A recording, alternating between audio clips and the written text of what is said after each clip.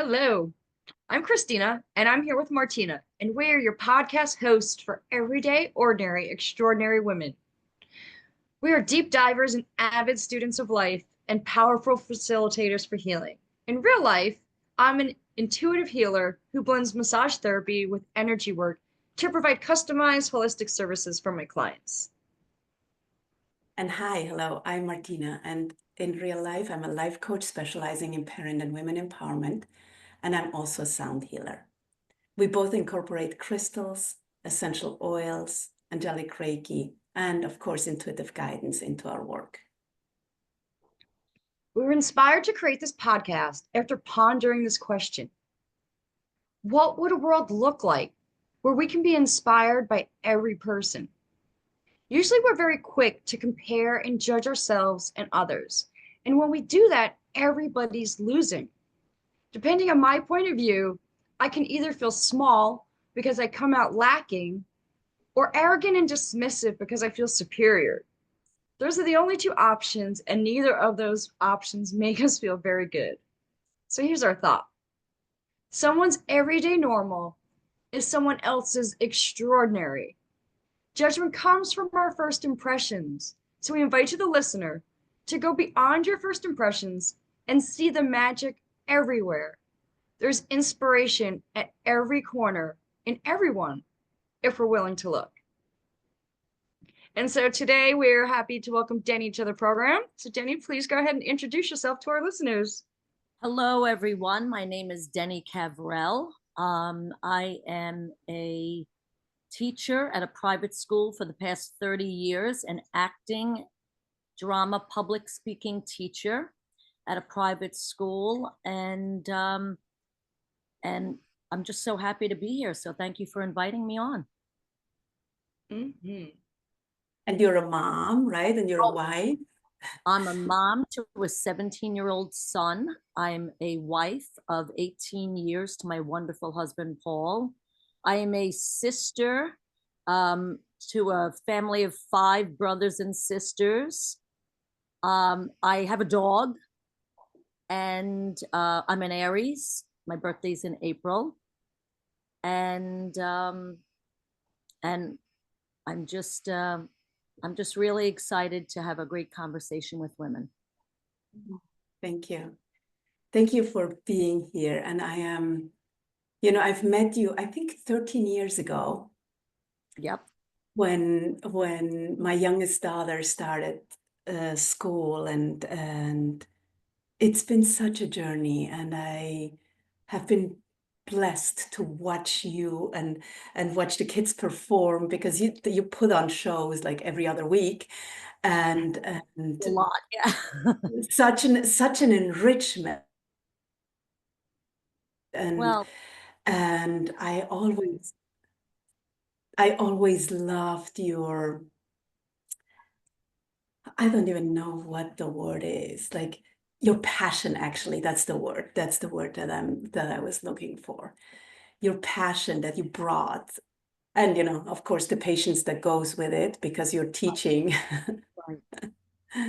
You know what? I don't know. I mean, I guess it's the passion, but honestly, it's really the love.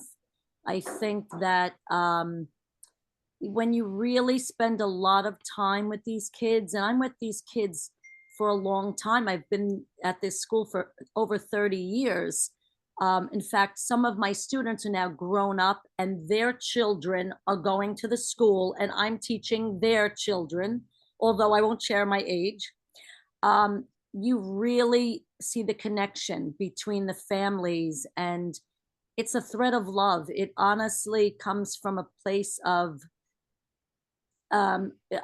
first of all, I'm a mom. So when I see children, I see my own child, whether it's a boy or a girl. I see my own child, and I just want to love them. I want the best for them. I want to inspire them. And the relationship is different now that I'm a mom than when I was teaching as a single woman. I feel like I had a little bit less patience, a lot less understanding. I think I was a kind teacher, but I didn't see them as the people and the individuals that I do now as a mom, because now I see each one of them very, very differently.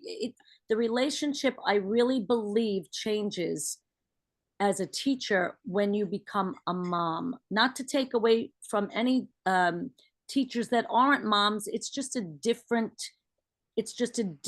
perspective. Just a different perspective. You know, I've heard that before, and I think it's quite interesting. You know, my husband also will tell you that he's different at work as well, because yeah. it's you know, when you talk, you have to be clearer when you're talking, because your children are gonna just, you know, hook you and Right. take whatever you say for, you know, they can easily turn it around. So It's so sorry, so Christina. then, if we really knew you, what would we know about you? Um, okay, if you really knew me, you would know that I was probably pretty insecure. Um, People make a lot of assumptions that I teach drama and public speaking, so I must be extremely confident. It must be very easy for me to get up in front of a room full of people. A lot of that is not true at all. Um, I get very nervous going on stage sometimes, speaking in public. Um, the confidence comes from, I love talking and connecting with people, but you know, just because you teach public speaking and drama, you have a lot of insecurities as well. You know, we're still people at the end of the day. So I know the skills to teach it, to make it look easy, to make it look fun, but I sweat. You know, I think that's a good point, and I think it goes in for coaches too. Oftentimes, it's the ones who struggled to develop that art or skill are the ones that are better at teaching it than the ones who naturally it just comes to them, because you had to develop techniques and skills that you now can pass on to the children you're teaching. Whereas when it's Right, something that comes so easily to you, you're not necessarily a good teacher because you didn't have to work so hard. right, right. And you'd be very surprised. Another thing that I found in this field, that I've come across many CEOs, owners of companies, they are very fragile when it comes to getting up in front of people. They can run a company, but they've come to me and said, please help me get over my stage fright, help me to build my confidence. And it's quite eye-opening. And I think everybody has a story to tell, and that's what's really interesting about it. We should never make assumptions, because a lot of times you assume certain things by what you see on the outside, and then by simply having a conversation, you find out so much more. So, Yeah. Oftentimes it's the ones that put up the biggest like bravado and all of that are the ones that are the most insecure because that's how they get through, right? It's that mask they put on to go into life. exactly. Yeah. Yeah. And it's beautiful that you say don't make assumptions, right? Because we are so quick to make assumptions all the time, right? We see someone and we know how the person is. And I'm like, yeah, no, maybe not, right? Maybe it's not that way. Oh, So I think it is so, you know, it is so interesting. It goes down to the very basics, the way someone sits, the way someone dresses, the way someone, you know, the way they walk. We make assumptions. The best of people make assumptions. The most open-minded people still make assumptions. We assume, oh, this person's like that person's like that. And if we just took the time to stop and really, you know, block out that noise, that judgment, and actually sit down next to someone or have a conversation, even a quick conversation, you find out so much very interesting stuff. I think it's fascinating. I really do. You know, I just was thinking, I don't like that person because they're wearing those shoes, right? And it's literally, we do that, like we do that all the time, right? Because we're so visual and it's like a split second. So yeah, beautiful. And it can be so false. It can be so false. Almost always. Yeah, it can be so false, and it's really not fair. And you know what? It cheats that person, and it cheats us, because we put up a wall and we judge, and we don't want anything to do with them, and we don't want to know anything about them. And if we just stop, see, when I come across a situation like that, I literally talk to myself in my head and I say, stop, and get to know them. I actually do that. Yeah. Same. Good for you. I think that's a big thing we've learned doing this program is to stop putting people in boxes, right? Like, because once you decide in your head that one's a bitch or this one's that, then that's all they can be for us, right? And so we take our boxes away, then people can show up. So that's a big part of why we're doing this. So I love that you're talking about this. You know, how many times do we do with celebrities? How many times do we do it with celebrities all the time? You know, oh, I don't like that movie because she's in it. I don't. And then you sit down, or I'm very big on listening to books on tape. So I listen to all these biographies and autobiographies of celebrities.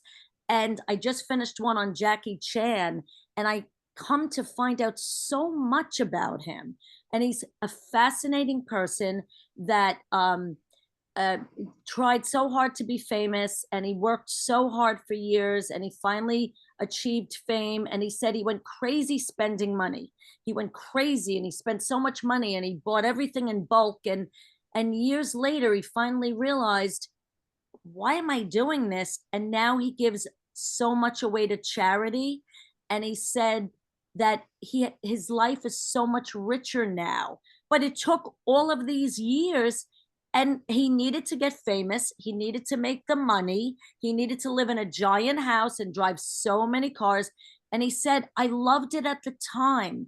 And then something came up where they needed him to donate for a charity. And as soon as he started doing it, he realized how good he felt inside. And I knew nothing about Jackie Chan. I would have thought nothing. I would never have thought about him.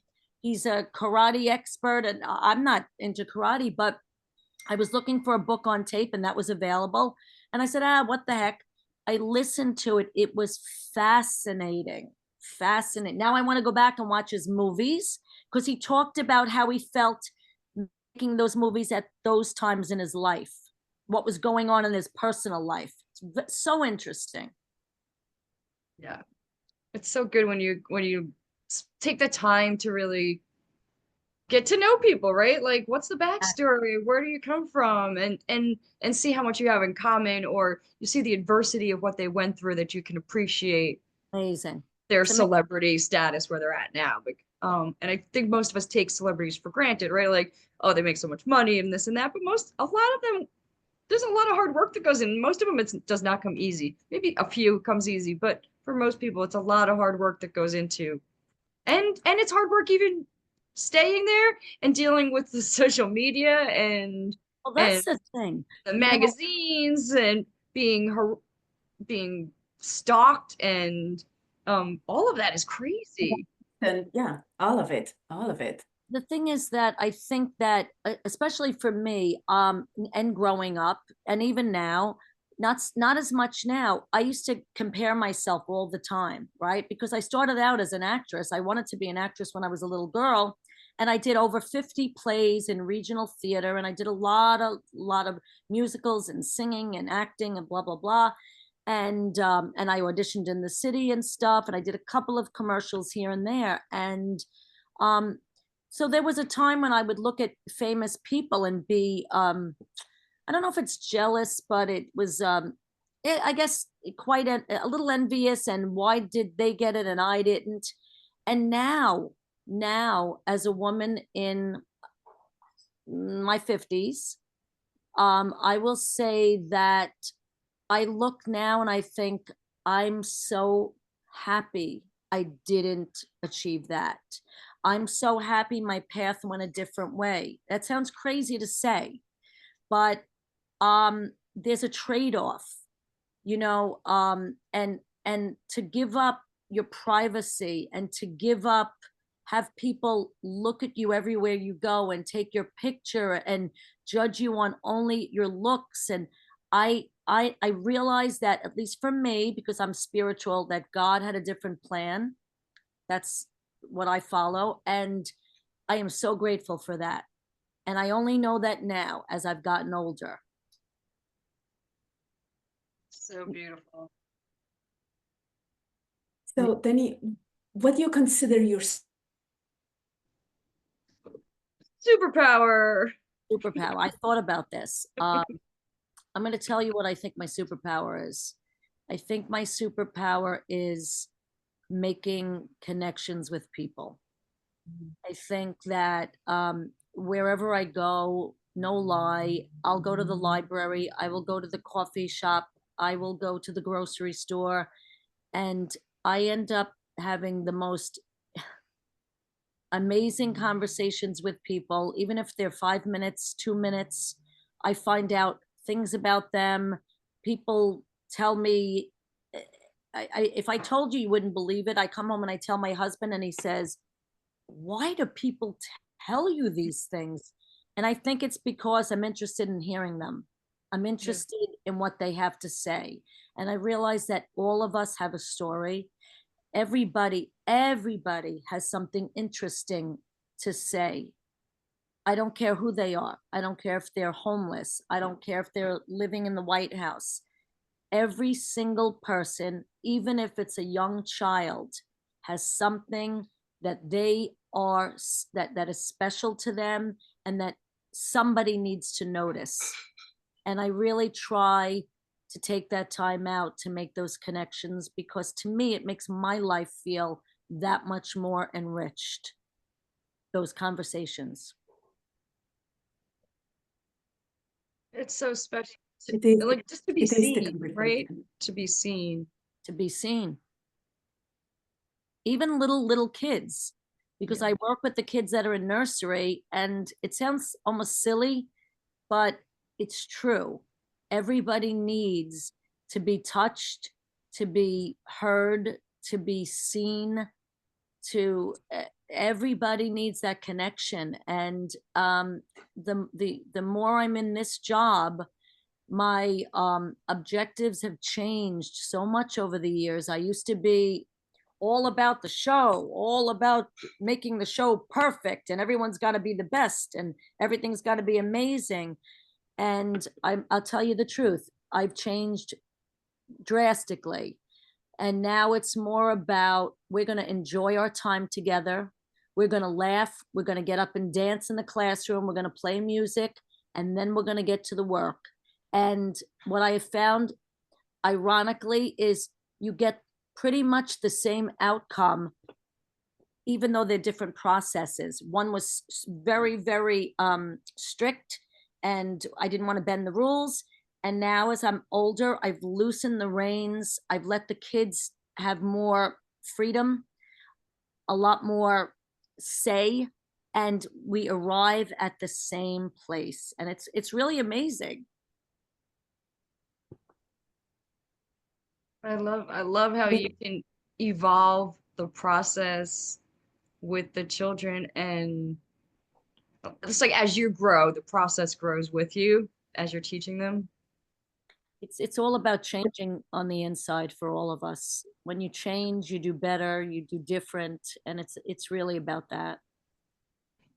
And the other thing that I heard is, like, if you dance, if you play, right, it's easier. It's so much easier. Well, think about this. Think about this, right?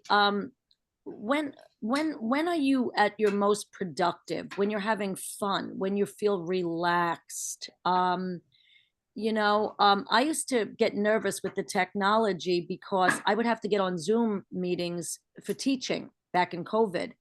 And I remember freezing up before I got on.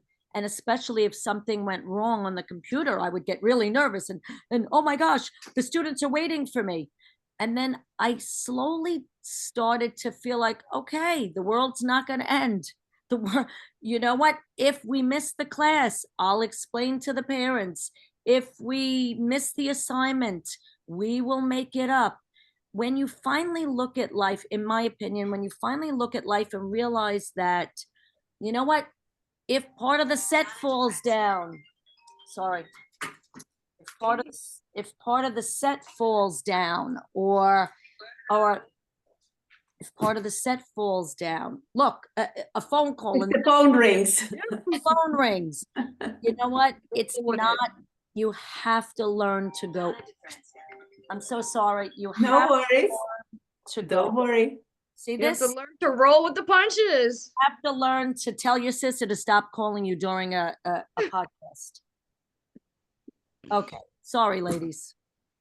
No worries. That's what life looks like when it's working. Exactly. Exactly. Yep. That's awesome. Mm-hmm. Tell us about a time you took a chance on love. And it doesn't have to be romantic love. It could be self-love. It could be, supporting a friend in need.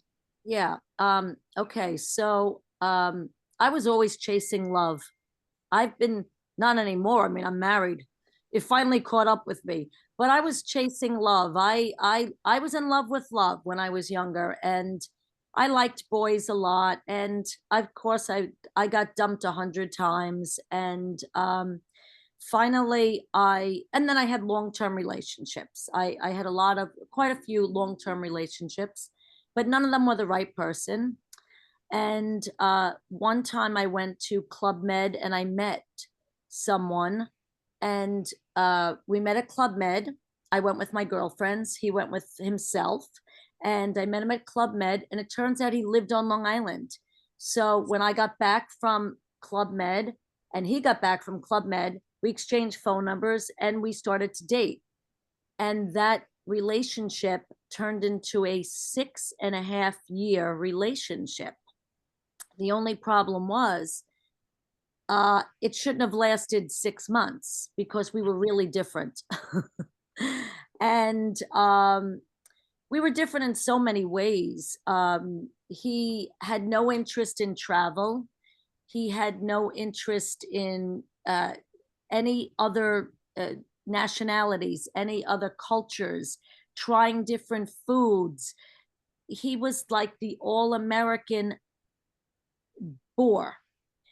He was a nice person. He was a comedian, but by trade, but he had no interest in the things that I was interested in.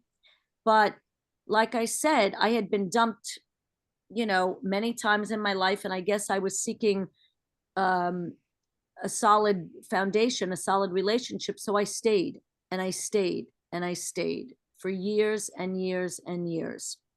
And I kept promising myself that I would leave, and I just didn't get the courage to do it. And now I was getting older. So one day he came to my house and he came with an engagement ring, and I didn't want it, but I accepted it anyway. I didn't want it. And I'll never forget, the next day, it was a Sunday. The next day was Monday, and I had to go to school. And here I had an engagement ring on my finger, but it also happened to be my birthday, that next day. And I remember feeling so like upset because I felt like the ring was taking away from me celebrating my birthday. I know that sounds crazy. I should have been so excited, but I felt like the ring overshadowed my special day, and I wasn't excited about it. And how do you tell people I'm engaged and you're not excited? So in the end, I ended up going to therapy over it. And I went to a therapist for 6 months.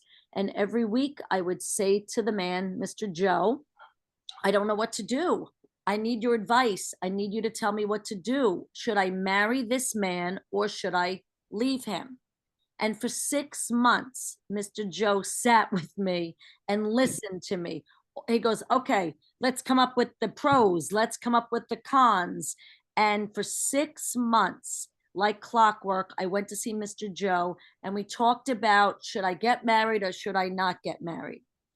And at the 6-month mark, Mr. Joe turned around to me and he said, Deni, you've been coming to me for 6 months asking me if you should marry him. He goes, here's the answer finally. And I used to beg him every week to give me the answer. He'd say, here's the answer. If you have to ask me, you already know the answer. And so I didn't have the courage to leave. And I prayed. And I said, God, help me leave. I don't know how to get out of this. I didn't have the courage to do it. And in the end, I found out my fiance went behind my back and went on speed dating and met someone. And he came to me and broke it off. But before he broke it off, he kept asking me, let's go set the date. Let's go pick a place to get married. And I would make up an excuse. I have to work. I have to do this. I have to do that. So I guess I chose my own self over that relationship. Well, it's so powerful, right? And it's like you asked and you got the guidance, right? Guidance, and yep, I got the guidance. Yep. And the clear answer, and like it got taken care of for you and everything. So It took a long time though. 6 months. I really was, I was in a very, very hard emotional spot. And by the way, I was older. And so at the time I would be friends with some of the parents at school and, people that I was very close to, like parents that I knew very well. And sometimes you talk and you tell people I'm engaged. I'm really not sure what to do. And some parents would say to me, Miss Harrington, at the time I was Miss Harrington, you're in your late 30s. Just get married and have a baby. Just get married and have a baby. A baby is the best thing. Other parents would say to me, run for the hills. Just run for the hills. So I was hearing it from both sides. It was very interesting. It was a very challenging time in my life because of my age, because I was in my late 30s. And I think of a lot of people that are in their late 30s now, and they don't know what to do. And it's a real issue for people. It really is. it is, right? And then you choosing whatever you choose, right? Do you choose you or do you choose the dream, right? Right. And you know what? In the end, he did me a favor by leaving. I was, by the way, pretty heartbroken over that. I know it sounds crazy. Nobody can understand the human condition, right? We don't understand why I didn't want to get married to him. But when someone walks away from you and goes with someone else, it still really hurts. And you know what? 2 months later, I went on Match.com and I met the greatest man of my life, who's my husband now of 18 years. And I really lucked out. I really lucked out because he loves culture. He loves reading. He loves traveling. He has everything that I like. And you know what? I did the right thing. I took the back door and it worked out. I don't know if it does that for, who knows? But it also forced you to do the work, right? Like, yeah.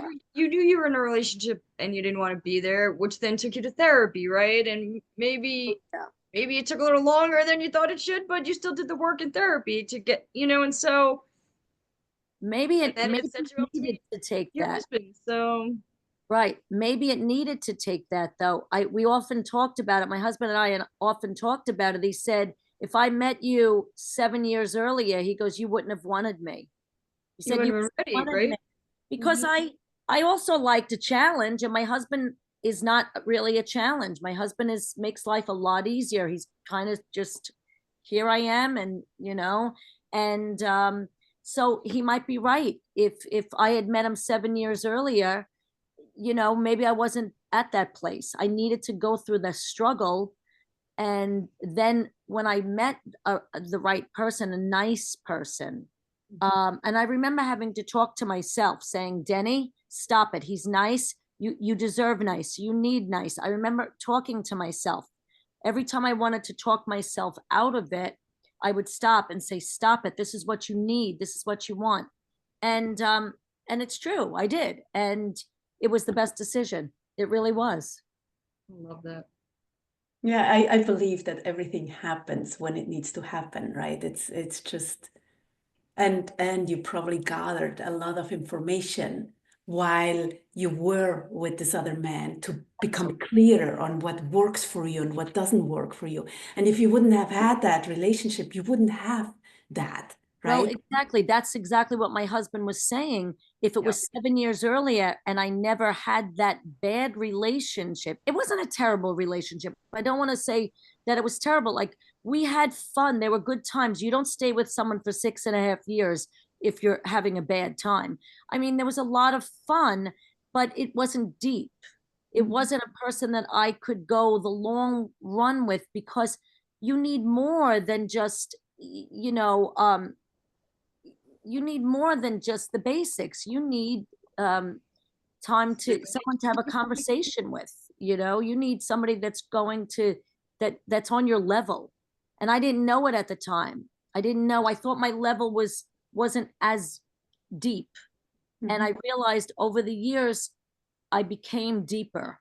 And that's when I was able to meet my match. Yeah, you had to get to know yourself. Exactly. And love yourself, right? Yeah. Exactly. Until you love yourself, you don't pick people that you truly deserve. Because you don't think you deserve someone great. So you pick, so-so match. Nothing is so true than that. That is so true. You have to love yourself. You have to love yourself. Yeah. Yeah. That's the most important. So let's switch gears a little bit. So tell us a funny, silly, or embarrassing story. Oh my God. Story of my life. I have a couple, but I'll keep them short. Okay, so one funny story. I mean, at the time it was a little okay. I was in college and I was taking a philosophy class.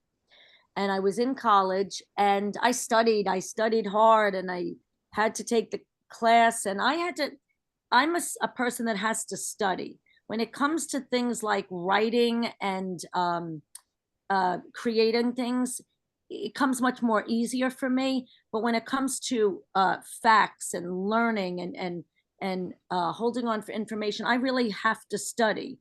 So I really had to put my all into this class, and it was a philosophy class, and I studied for the exam, and I get the exam, and I looked at it, and I realized, oh my goodness, I don't know anything on the exam. I studied, but I studied something completely different. And I didn't know what to do. I was in college. I'm staring at the exam and I'm thinking, what am I going to do? I didn't recognize one question. I didn't have any clue what this was about. Come to find out, it was a different chapter. So I sat there for a minute and I thought to myself, should I just get up and walk out? Should I call the teacher over? They're not interested. I didn't know what to do. And I really sat there and I thought, what do I do here? So I just thought, okay, well, let's think about this. You don't know any of this information because you didn't study this, but you studied something else. So I wrote on the top of the paper, Professor, bad news. I don't know any of this information.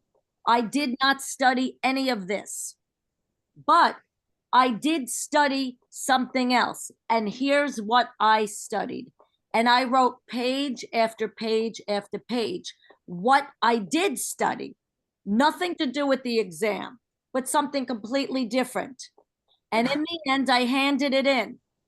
And the following week, when I went back, I got my grade. It was 103. He gave me 103 because he said he was so impressed the fact that I was able to take the situation, and instead of walking out or getting the 0, I tried a different route, and he just thought that was a different way of going about it. That is great improvising. It was an listen, I had nothing to lose. I had nothing to lose. And I do have one more story if I'm allowed to say it. Yeah, go for it. Okay. So I used to do singing telegrams because I'm an actress.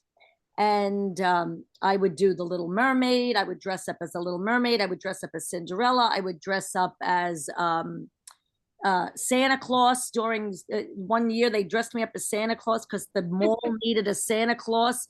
And people looked at me and said, that's the smallest Santa Claus I've ever seen because I'm only 5'1". So I was hired to do a gorillagram. A gorillagram is when you're dressed in a white tuxedo and you have to wear a gorilla hairy head and hairy arms. So it turns out it was a woman's birthday and her boyfriend wanted to surprise her and hire a gorillagram to go to her workplace in downtown Brooklyn and sing songs. And one of the songs was about how much he loved her. And he was professing his love to her. So I got the assignment and I thought, I've got to go down to downtown Brooklyn. I've got a long way to go. This was at least an hour and a half ride. So I packed my car early and I got my white tuxedo on and my furry gloves and my furry headpiece. And I drove all the way down to downtown Brooklyn. I was all set to go. And I got there early. So I sat in the car and I read a book and I relaxed. And I really felt good about myself because I gave myself enough time. So about 10 minutes to when I was supposed to go into this company and do this whole presentation, I go to the back of the car. I open up the trunk of the car and I look. What's missing is the gorilla head. So I had the gorilla hands. I did have the furry hands. I didn't have the gorilla head. So it was me dressed in a white tuxedo as a woman wearing hands, but no gorilla head. Now I'm hired to go in and sing how much I love this woman. So I didn't know what to do. I couldn't go back home. It was an hour and a half away. What do? I don't want to call the company and say, listen, I'm not going to be able to deliver on this gorillagram. It's the woman's birthday. So I said, you know what, Deni, the show must go on. So I walked into the company and I said, hello, is so-and-so here? I hear that you're having a special day. It's a birthday. And I got up and I did my 4 songs. And 2 of them were all about how much I love her and how much she means to me and blah, blah, blah, blah, blah. And all the woman could do was literally turn red and roll her eyes. And she was in complete disbelief because she had no idea what any of this was about. So when I left there, I was afraid to call the company and say, guess what? But they called me and he said, Deni, what the hell just happened? I said, well, you know what? I did the gorillagrams. Not exactly. He goes, well, where was the gorilla head? You were supposed to be a gorilla. And I said, well, it didn't turn out that way. So anyway, in the end, the man got his money back. They were very, very upset. And, you know, life went on. That was, you know, if you can show your face after that, then you can pretty much go into anything else. I love it. I love it. You are quite an unstoppable person. That's another superpower, definitely. Like that unstoppable, like that improvisation, unstoppability. It's beautiful. Well, okay. Yeah. Well, you have to, you know what? You have to roll with it. And sometimes the outcome isn't good and it wasn't, but you know what? I still did it. I still did it. He couldn't say that I didn't do it. I had to do it. I had a job to do, as we all have a job to do when you just do it. I love that. You know, I truly live by the motto of, you know, all I have is my word. And if I say I'm going to do something, I'm going to do it. And Love that. I love that. I so, love, and that I do agree with. That I do agree with. so I can totally relate to, all right, I'm gonna do this. This is the best I got today, but here goes. It was really hard to walk in there, I have to say, but you know, I did it. You did it. Yeah. That's fantastic. All right. So what made you who you are today? So for example, like what was your biggest lesson or what took the most courage? Or maybe when did you take a stand for something that mattered?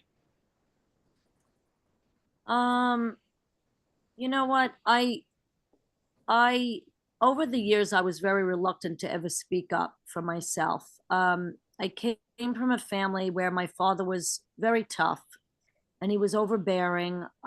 He was a good man, but he was a tough man, and children were seen and not heard. We didn't have a say. I did what I was told. Otherwise, I would get the strap. Um, so I learned to bottle everything up. And with bottling things up, other things come out, right? You grow up with an eating disorder. You grow up not having self-esteem. You grow up with never thinking that whatever you have to say matters. So I guess it took me many, many, many years, and I'm still a work in progress. But I would say taking a stand. I probably do it the most now with not taking life so seriously, and really finding the joy in all instances. That's where my stance comes from. Instead of getting angry, instead of fighting against things, or needing to make my point, I um I think my strength comes in by not needing to make my point all the time, by not needing to be heard, because I know who I am now. I know who I am now. And so even if everybody in a room is saying something that I don't agree with, I don't always have to turn around and make my point known. I can sometimes just sit back and say, okay, all right, but walk away knowing what I feel is valid, and I'm okay. And I think that wisdom comes in. With age comes wisdom, and that is not having to make a point is making a point. Being able to walk away is taking a stand. It's really funny, but I think that there is so much strength in sometimes not saying anything at all. And it's easier the better you know yourself, right? Because you don't have to fight against others. You can just say, Yeah, I mean, why do we need to fight? We fight because it's our pride. We need to make sure that we're right, that we're heard. But Want to be validated and validated. You need to hear my opinion. You need to hear my point of view. You know what? Honestly, let me hear your point of view. I might agree with it. I might see it differently. I might be able to see it from your perspective, but I don't need to be the center of attention anymore. I don't need to be the loudest voice. I don't need to be on the stage. I'm satisfied taking what I know and teaching it to others and watching them shine and get inspired. For myself, I don't need it. It doesn't, I get more satisfaction after watching students that I've worked with do it, because I know that I had to do work in order to, well, that's a car driving by. I get more satisfaction knowing that I had to use my skills to work with them and it's their voice being heard. But I'm satisfied with that. I don't need to be the voice as long as I can help somebody else find theirs. It- So beautiful. Yeah, it's beautiful and it's quite powerful because it's just really like setting your ego aside, right? It's not about, and again, I believe it comes with being clear on who you are. Exactly. Because then you don't have to fight anymore. Then it's just like, okay. Exactly. So then if you had a magic wand and you could give people any quality, what would it be and why? Okay. It's a simple quality. The quality I would give people is to see, to appreciate the little things, Mm. to appreciate the little things. Because to me, if you don't appreciate the little things, it doesn't matter what you have, you will never be able to you will never be able to experience the beauty of what you have. You could give somebody a mansion. I've been around people that have bigger houses, bigger cars, bigger boats, and if they and yet they'll compl- I'm not generalizing. I'm not generalizing. I'm thinking of people that I know. Some people that I know. Big giant house, the most expensive car. I don't even know the brand. Beautiful everything, beautiful clothes, beautiful everything. And yet this one couple that I was out with, all they could do was talk about how the music in the restaurant was too loud. It was too loud. They wanted it turned down. The music was too loud. And all I could imagine was we were in this amazing restaurant. It was in the city, and the views were incredible, and the food was delicious, and the wine was divine. And all they could focus on was the temperature. They said it was a little too chilly, and the music being loud. And my husband and I left that dinner, and he said to me, Boy, he goes, what a shame. He goes, we had such an amazing atmosphere, and all they could do was focus on that. And so that's what my magic wand would be, for people to be able to appreciate the littlest, the taste of an amazing latte in the morning, um, a hot shower. Before I came to do this with you tonight, I took a hot shower after a long day of work. And I remember thinking, oh, the heat feels so good. Um, you know, feeding my birds. I have two bird houses outside, and probably what gives me the greatest joy, especially on the weekends, because I can sit out there and watch them. I feed the birds, and every type of bird comes to the birdhouse. And even a squirrel comes, and I call him Mr. Squirrel, and he comes, and they all gather around. They all grab what they want, and they sit and they eat. And I just love that my house is a home where all these birds, all the different kinds of birds and the squirrels, um, they just come around and they just feel comfortable just sitting and eating together. I get so much satisfaction out of just watching the harmony in it. I really do. It's a beautiful image too. Thank you. It's And true. and when you were talking about the restaurant, like the other thing I heard is like, watch where you put your attention, right?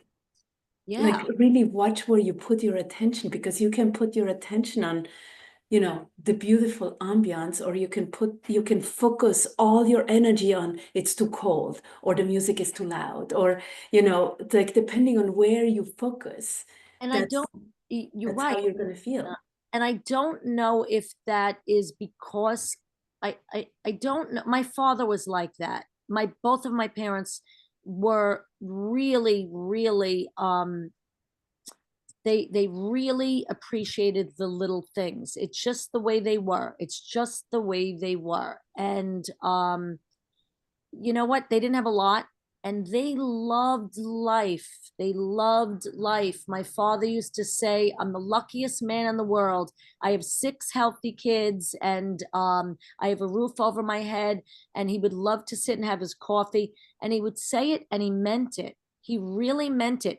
And I used to look at him and think, you drive a station wagon, you live in a small house, but you know what? He meant it. It was genuine. And I try to tell my son that all the time. I try to tell my son, Griffin, let's listen to the music. Let's blast the music in the house. Let's come in the kitchen and dance. Let's sit in front of the fireplace. I honestly believe that, to me, the gift of the gift to happiness, the way to happiness, at least for me, is to find the joy in the little things. Because if you can find the joy in the little things, you will be able to appreciate the bigger things so much more.